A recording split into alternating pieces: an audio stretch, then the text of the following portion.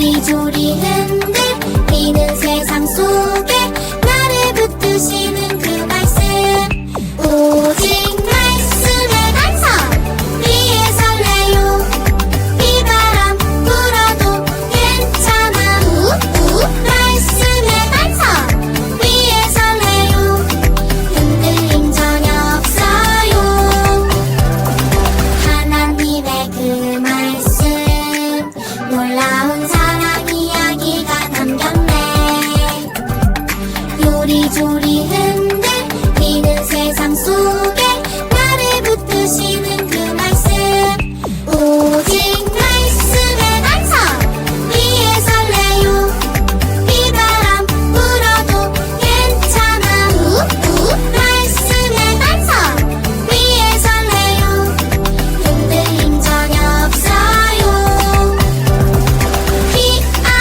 B-I-B-L-E The Bible B-I-B-L-E 나의 반석 B-I-B-L-E The Bible 흔들림 전혀 없어요 오직 말씀의 반석 위에 설레요 비바람 불어도 괜찮아 말씀의 반석 위에 설레요 흔들림 전혀 없어요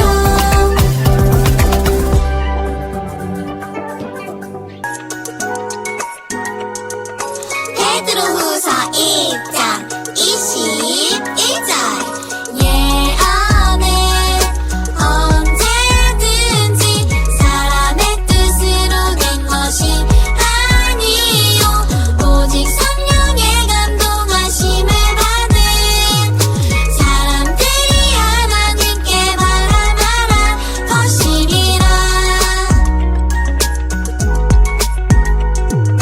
베드로후서 1장 21절 예언은 언제든지 사람의 뜻으로 된 것이 아니요 오직 성령의 감동하심을 받은 사람들이 하나님께 바라말한 것이리라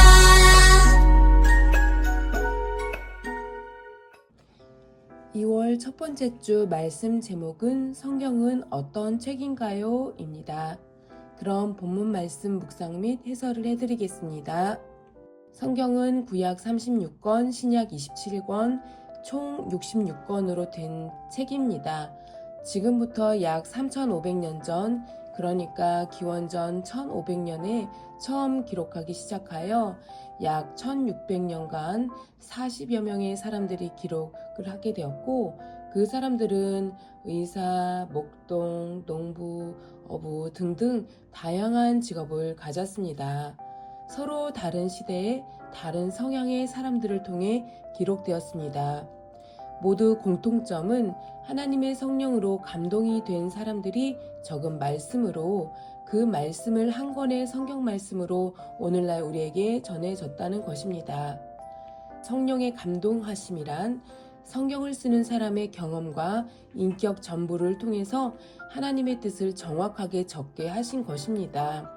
이것은 로봇처럼 시키는 그대로 불러준 것을 적은 것과는 다릅니다. 하나님과 성경을 쓴 사람의 협력으로 쓰인 것입니다. 그래서 성경은 여러 사람이 각자 쓴 것처럼 보이지만 한 분이신 하나님의 생각과 뜻이 온전하게 담겨 있는 한 권의 책이 되었습니다. 성경을 우리에게 주신 이유, 이렇게 무척 어려운 과정을 통해 완성하신 성경을 하나님께서 우리에게 주신 이유는 무엇일까요? 첫 번째, 예수님을 알고 구원받게 하시려고입니다. 성경 말씀을 통해 예수님을 알게 되었습니다. 하나님의 아들 예수님이 사람으로 이 땅에 오신 것을 알게 되었고 예수님께서 모든 사람들의 죄를 대신해 십자가에 못 박혀 죽으시고 3일 만에 부활하신 것을 성경을 통해 알게 되었습니다. 이 사실을 믿는 우리에게는 영원한 생명을 얻는 구원을 주셨습니다. 이 사실을 알게 하시려고 성경을 하나님께서는 우리에게 써서 주셨습니다.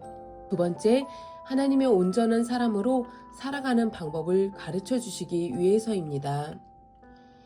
그렇다면 성령의 감동으로 쓰인 하나님의 말씀인 이 성경을 우리는 어떻게 대해야 할까요?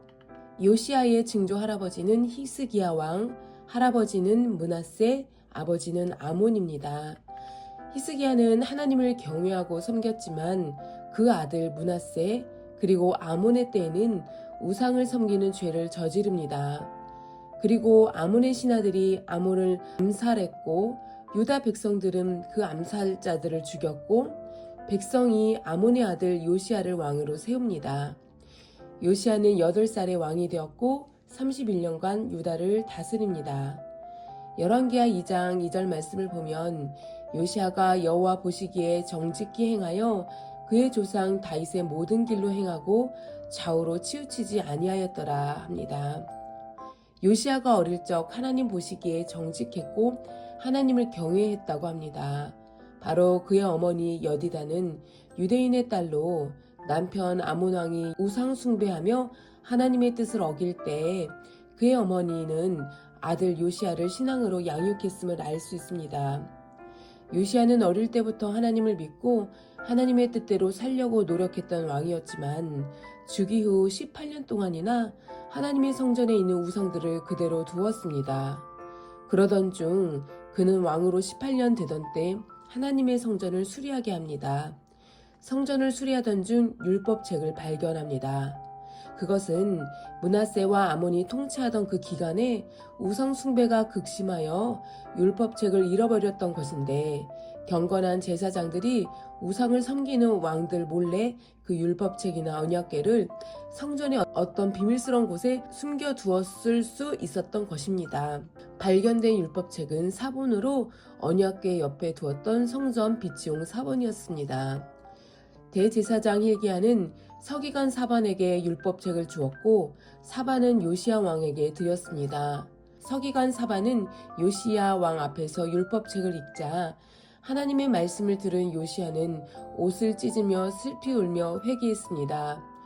요시야 왕은 하나님의 말씀과 함께 성전으로 올라갔고 백성들도 따라서 모이게 하였으며 하나님의 말씀을 모든 백성들에게 선포하였습니다. 말씀을 받은 백성들은 하나님의 말씀을 듣고 회개하며 순종하기로 결심하게 됩니다. 요시야는 하나님의 계명을 깨닫고 나서 온 나라에 있던 각종 우상을 멸하고 대대적인 종교개혁을 실시하는 데 앞장섰습니다. 그 결과 성경에 마음과 성품과 힘을 다하여 율법을 온전히 준행한 왕으로 기록되었습니다. 우리는 이번 말씀을 통해 2가지 깨달음을 얻게 됩니다. 첫 번째는 우리는 하나님의 말씀을 소중히 여겨야 합니다. 말씀을 귀하게 여기는 태도를 가져야 합니다.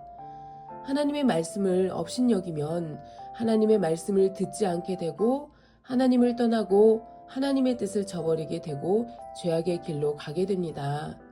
요시야 이전 왕들은 하나님의 말씀을 함부로 여겼기 때문에 결국 말씀을 보지도 않고 듣지도 않고 하나님을 떠났습니다. 우리는 하나님의 말씀, 성경을 소중히 여기며 귀하게 여기기 위해서 할 수 있는 일들을 생각해 봅니다.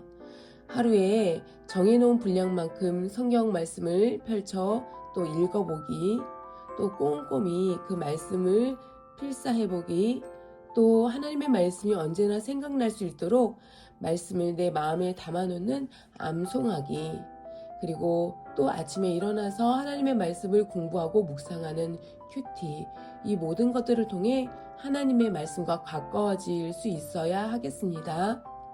2번째, 하나님의 말씀 앞에 겸손한 마음으로 들어야 합니다. 듣고 깨달아야 합니다. 회개해야 합니다.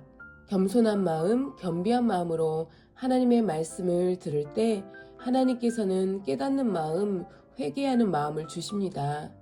나의 잘못을 돌이킬 때 우리는 생명의 길로 가게 됩니다. 그 길은 나를 든든한 반석 위에 세우는 생명의 길입니다. 이렇게 우리는 2가지의 깨달음을 내 삶으로 적용할 수 있는 일을 생각해 보았으면 좋겠습니다. 하나님의 말씀을 귀하게 마주하고 말씀을 가까이 하고 하나님 말씀 앞에 겸손하게 그 말씀을 듣고 깨닫는 실천을 생각해 볼 수 있기를 바랍니다. 기도하겠습니다. 하나님, 주님 말씀 앞에서 겸손히 무릎 꿇고 주님의 말씀에 귀 기울이게 하소서. 주님 말씀을 사모하고 사랑하게 하소서. 주님 말씀에 순종하고 회개하게 하소서. 예수님의 이름으로 기도드립니다. 아멘.